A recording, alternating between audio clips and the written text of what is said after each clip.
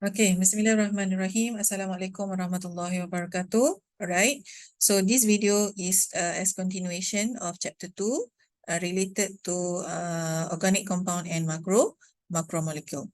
Okay, so please remember last time in the previous class we have discussed about the three different types of macromolecule. Three types of macromolecule.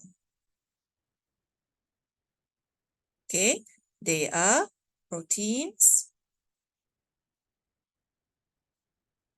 carbohydrate,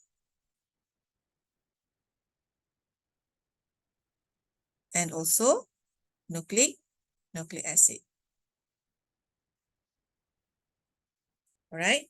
So these three macromolecules are basically made of organic molecule. So remember when we talk about organic molecule, okay, organic molecule must compose of carbon, hydrogen, oxygen, and sometimes might having nitrogen and also phosphorus. Okay, all right. So what we are going to learn today is the details about these three types of macromolecule, right?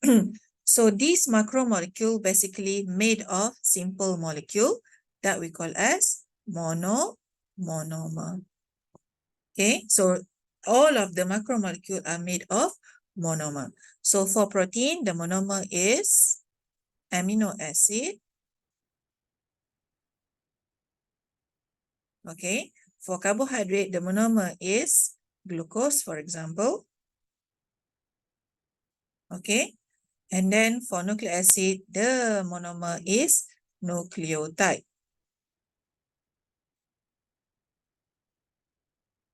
This is just to recap what you have learned in the previous class. Okay, all right. So for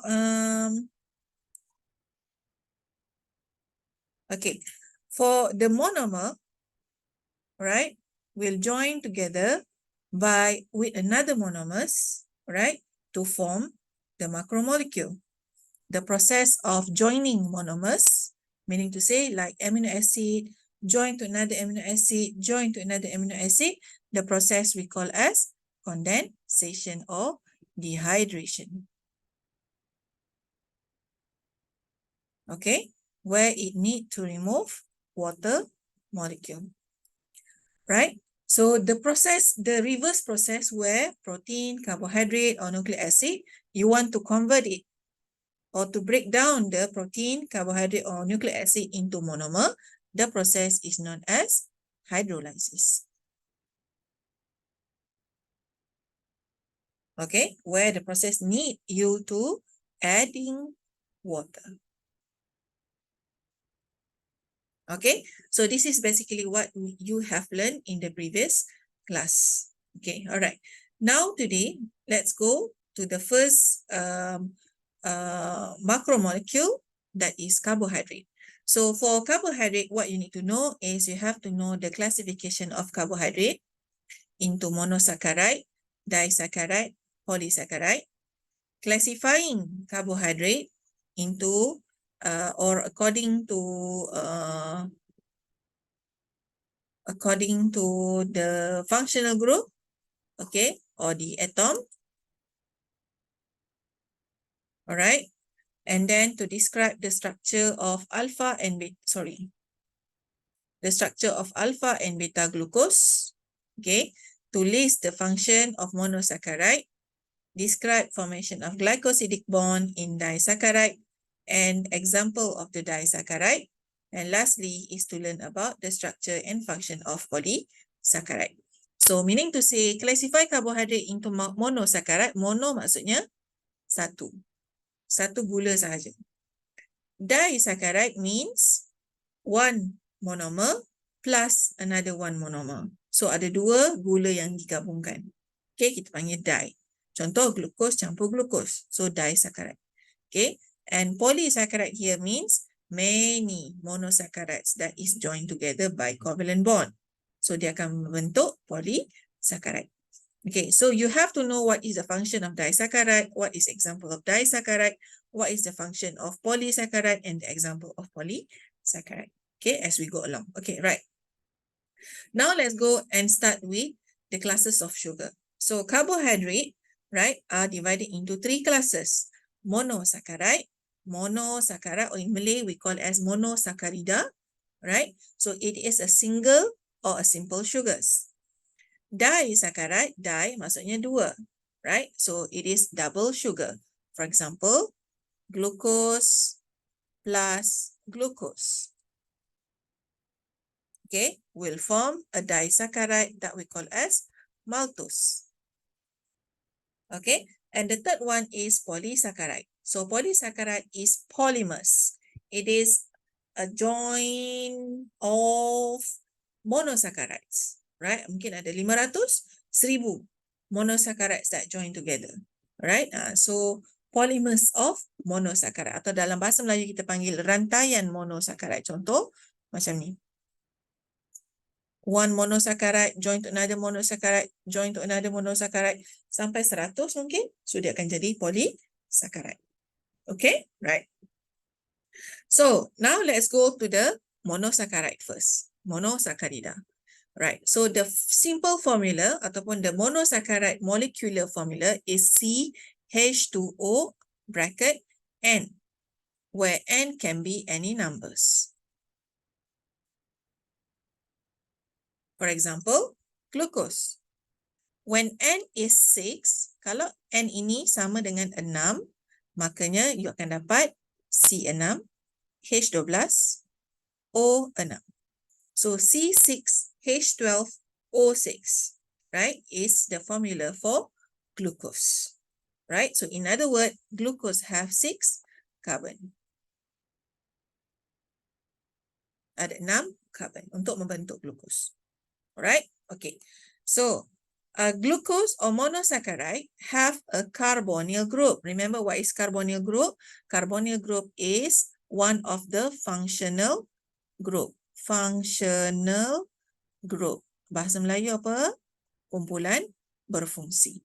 That is prefixed with C double bond O. Right. So monosaccharide have a carbonyl group, satu carbonyl group, but multiple hydroxyl group. So hydroxyl group is another functional group that ended with prefix OH. Right? So dia ada satu carbonyl group C double bond O, but with multiple hydroxyl group OH. Okay. Monosaccharide tend to form ring or cyclic structure. So bentuk dia boleh dalam bentuk ring ataupun dalam bentuk cyclic in aqueous solution. Okay, tak apa, kita tengok nanti. Right. What are the example of monosaccharide? Apa contoh simple sugars? They are glucose, galactose, and fructose. So glucose, galactose, and fructose are monosaccharides that have same chemical formula but different structural formula. So in other words, formula dia orang sama, right? Tapi bentuk mereka berbeza. So same molecular formula but different structural formula. Okay. So glucose, galactose, and fructose are all isomers. Inilah maksud ayat ni, dia berkait. Diorang adalah isomer. Isomer tu maksudnya apa? Isomer is molecule that have same molecular formula, iaitu formula sama C6H12O6 but different in term of structure. Bentuk diorang lah lain. Okay? Molecular sama, formula sama, bentuk lain. Okay, now let's see the difference between the monosaccharides. Okay, now how to differentiate which one is glucose, which one is fructose, which one is which one is fructose and which one is galactose. So to differentiate these three monosaccharide, you need to look at first the location of carbonyl group. So ingat carbonyl group ni tadi apa? C double bond O. So salah satu cara membezakan adalah by looking at the location of carbonyl group. So it can be aldose or ketose. The location of carbonyl group will be showing that they are either aldose or ketose. Okay, I will explain later. Okay, now, second, first, not just by looking at the location of carbonyl group. Number two, you have to look at the number of carbon in the carbon skeleton. Apa maksud carbon skeleton? Carbon skeleton maksudnya kerangka karbon. Okay. So maksudnya adakah gula itu mempunyai 6 karbon, 5 karbon ataupun 3 karbon. So sugars that have 6 carbon, we call them as hexose. Contoh, glucose. Okay. Another sugar somehow have 5 carbon. Right? Ada 5 carbon sahaja. So they are called as pentose. Example, ribose. And some other sugar have 3 carbon, right? That we call as triose. Okay. Example, 3-glyceride. Okay. Right. So now let's see the example. Okay. First, okay, Madam akan ajar you all first by looking at the number of carbon at carbon skeleton. Kita akan tengok berdasarkan jumlah karbon pada kerangka karbon. Okay. Right. Now let's start with this one. This group. You can see that this group, right, they are having how many carbon? 1, 2, 3. Ni pun sama. 1, 2, 3 carbon. So 3 carbon sugar will be classified as triose. Trioses. Okay, 3 carbon. Nampak tak kat situ? What are the example? Glyceraldehyde and also dihydroxyacetone. Okay, ada 3 karbon pada kerangka karbon. So ini kita panggil sebagai kerangka karbon. Okay, now let's go and look at group number 2. Okay, group number 2. Here. Right? How many carbon that they have at the carbon skeleton? 1, 2, 3, 4, 5. 1, 2, 3, 4, 5. Thus, they are classified as pentoses. Pentoses. So, you ingat pentagon, right? So, dia bersisi 5. So, samalah penta. Penta means 5. Pentoses. Example, ribose and ribulose. Okay. And the last group. Okay, here. How many carbon that they have at the carbon skeleton? 1, 2, 3, 4, 5, 6. Ini pun sama, 6. Yang ini pun sama, 6. Okay, nampak tak? So, they are, all of them here, including glucose, galactose, fructose, they are having 6 carbon and the carbon skeleton. So, they are known as hexoses.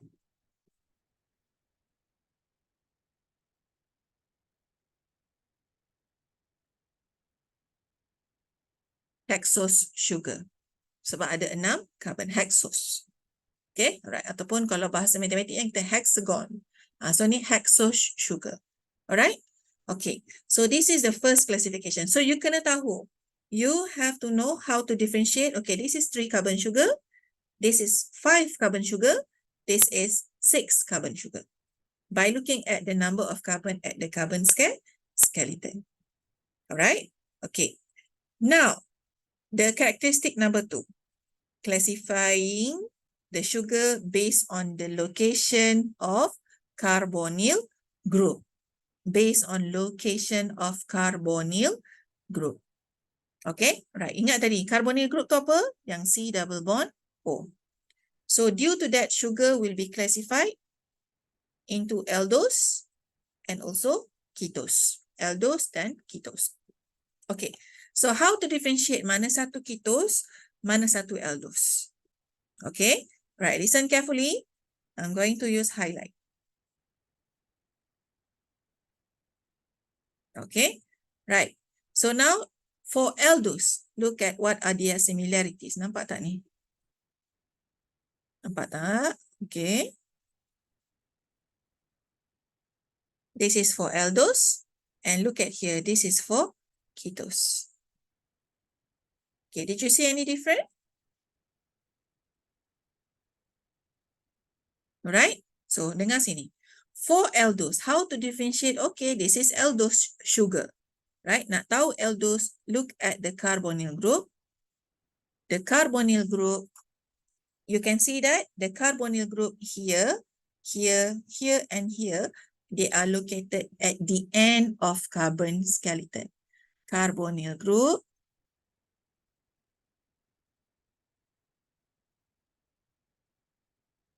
okay, at end of carbon skeleton. Okay, carbonyl group is located at the end of carbon skeleton. Duduk dekat hujung kerangka karbon. Nampak tak? Sebab dia duduk kat hujung sini.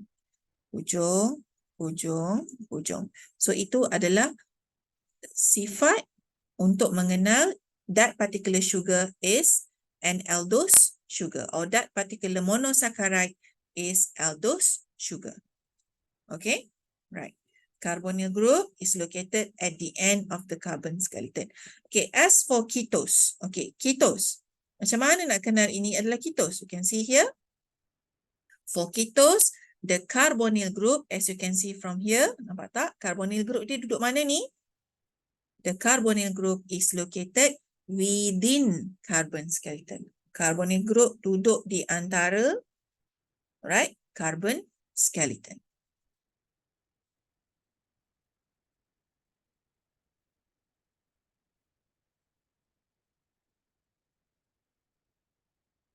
Okay, carbonyl group located within the carbon skeleton. Skeleton. Allah.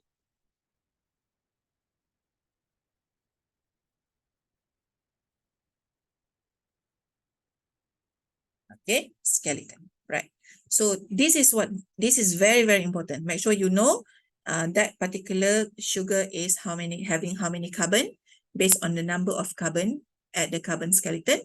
And number two, to identify that particular sugar is aldose or ketose by looking at the location of carbonyl group.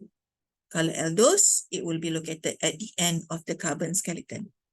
Okay, alright. Kalau ketose, you ingat je bahasa Melayu ingat ketose kan? Ketose you anggaplah macam ketose, you ingatlah ke tengah. Cara nak ingatlah kot. Ke tengah. You ingat ke tengah. Ketose, you ingat ke tengah. So you tahu carbonyl group duduk dekat nak ke arah-arah tengah-tengah lah. Or within the carbon skeleton. Okay, right? Okay, that is very important. Okay, next one. Okay, kita dah tahu monosaccharide ada basically they are divided or classified based on the number of carbon and also the location of carbonyl group. So some of them are aldose, some of them are ketose. Okay, right. So lupa pula. Okay, kita tengok contoh. Siapa contoh 3 carbon sugar aldose? Siapakah contoh? Apakah contoh 3 carbon sugar aldose? Dia adalah 3 carbon, lepas tu dia adalah aldose. Siapa contoh tu? Jawapan dia ialah glyceraldehyde. Sebab dia ada 3 carbon and dia ada aldose. Okay, now one more.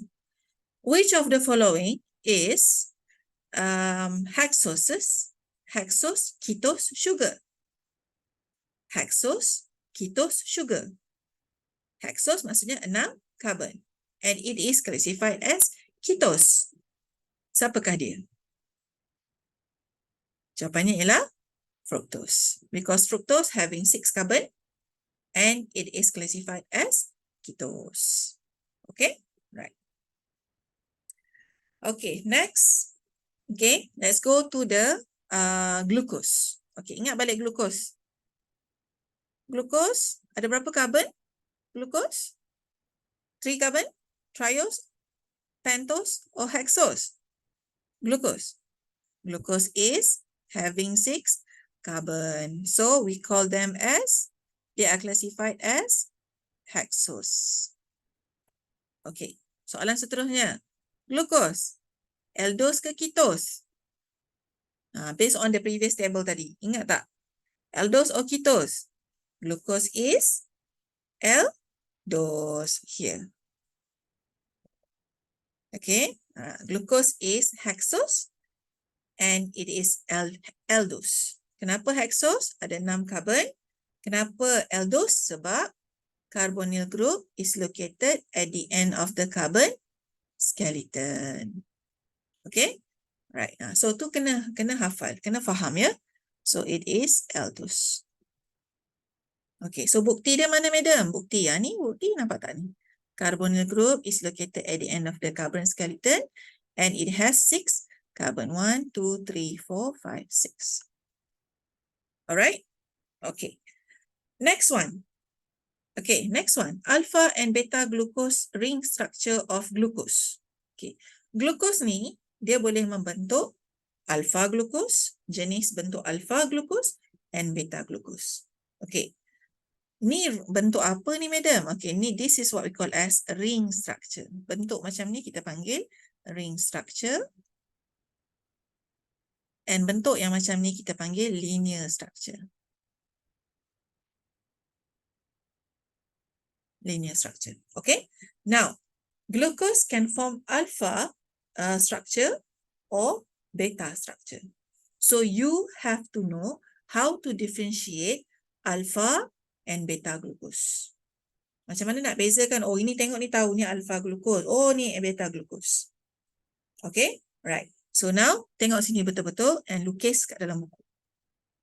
Okay, first, alright, kita tengok, kita akan lukis contoh, contoh lukis. Kita akan lukis ring bersisi 6. Okay, ni ada oksigen kat sini. 1, 2, 3, 4. Apa ni? Sekejap semula. Okay, kita gambar macam ni. Right. 1, 2, 3, 4, 5, 6 yang atas tu. Okay, right. So ada 6 sisi. So kita buat tegak-tegak macam ni. Alright.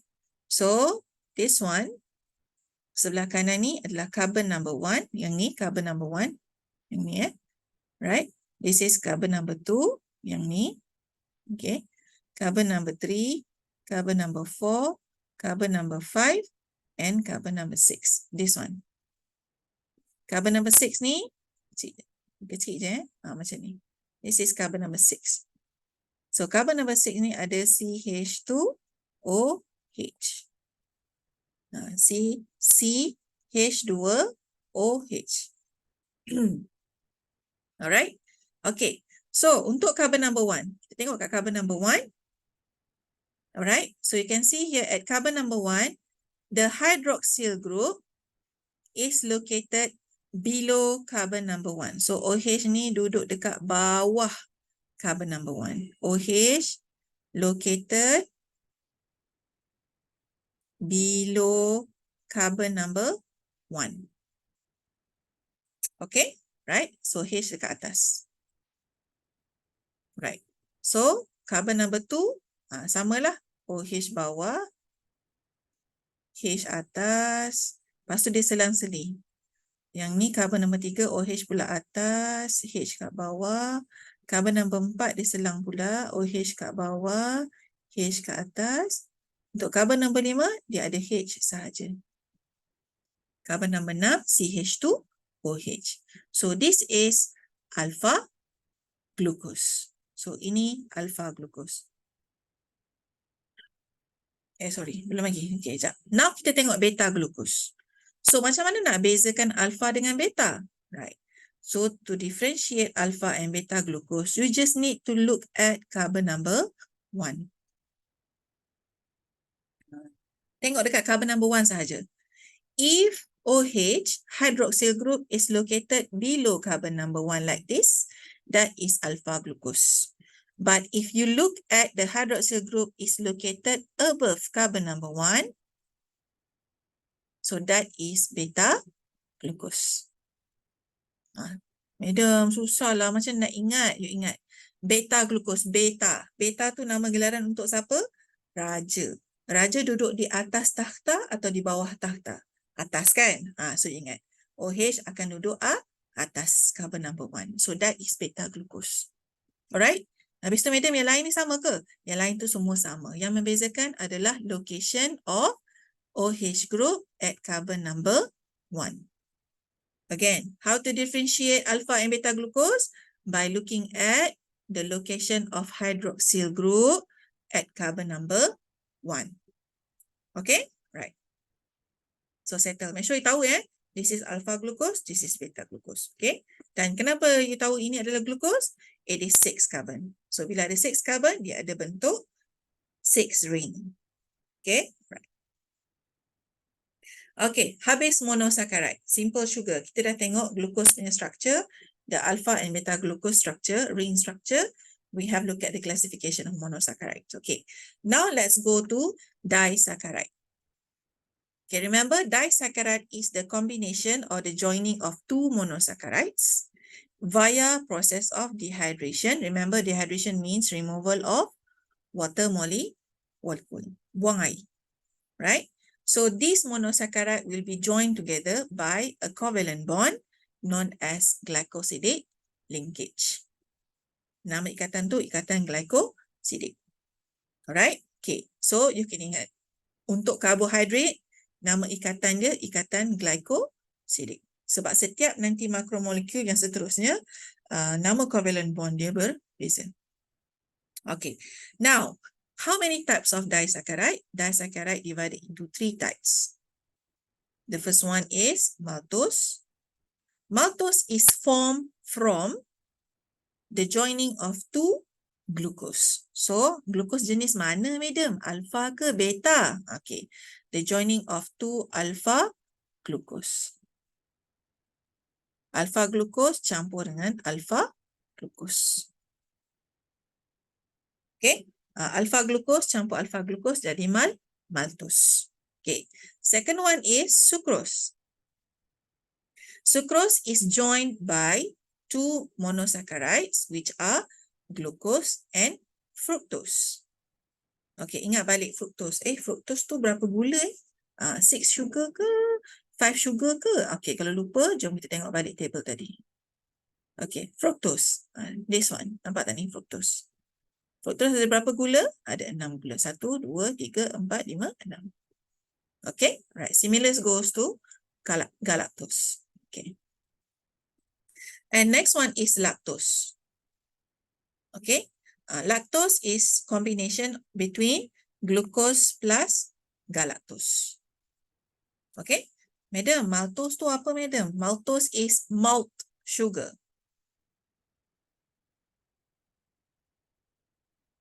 Kalau macam sekarang ni, malt sugar ni ada dalam minuman like Milo, Horlicks, Oligo, Coco, whatever. Minum-minum tu semua tu ada gula dalam bentuk maltose. Okay. Sucrose ni, sucrose is sugar that found in sugarcane or fruits. Right? So, ni adalah gula dalam bentuk sucrose. Gula tebu contohnya. Tebu kan manis. So, gula tebu tu adalah bentuk sucrose. And lactose is milk sugar. Sugar yang ada dalam susu. Okay, right. Okay, so what are the function of disaccharide? So, ataupun bila kita kata carbohydrate as a whole. So, disaccharide, okay, function as major fuel. Gula biasanya penting untuk fuel, membekalkan tenaga for cellular work, right? And the carbon skeleton of the sugar serve as raw material to synthesis another type of organic molecule. Maksudnya, kerangka karbon gula, right, boleh digunakan untuk menghasilkan organic molecule yang lain seperti amino acid. So, ini nanti kita akan belajar kemudian. Okay, right. So, these are the function of disaccharide or gula lah as general. Okay, right. Now let's see the process. Okay, the process of joining two monosaccharides together. Okay, all right. The first one.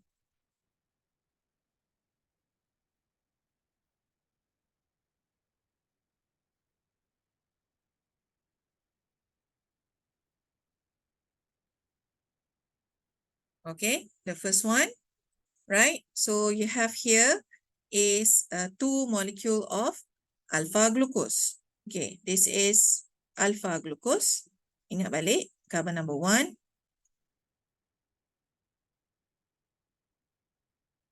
This is carbon number 1, carbon number 2, carbon number 3, carbon number 4, carbon number 5, carbon number 6. Alright? Okay, so you have here alpha glucose. Mana you tahu ni alpha? Because you can see that the OH group is located below carbon number 1. So alpha glucose gabung dengan another alpha glucose. This is also alpha glucose. Nampak? Alright? And it will form maltose. Okay? Right. So how does it work? Macam mana dia jadi macam tu? Right? So you can see here that, right, proses ni melibatkan the process of dehydration tadi, where we have to remove one water molecule. So kita kena buang apa? Kita kena buang H2O. So apa yang jadi ialah kita ambil OH yang dekat glucose nombor 1 ni, OH, dan H dekat glucose yang nombor 2. Kita buang. So dia akan jadi H2O. So now what left behind here is oxygen. So inilah oxygen tu. So kita akan buat ikatan dia kat sini macam ni. So inilah ikatan tu.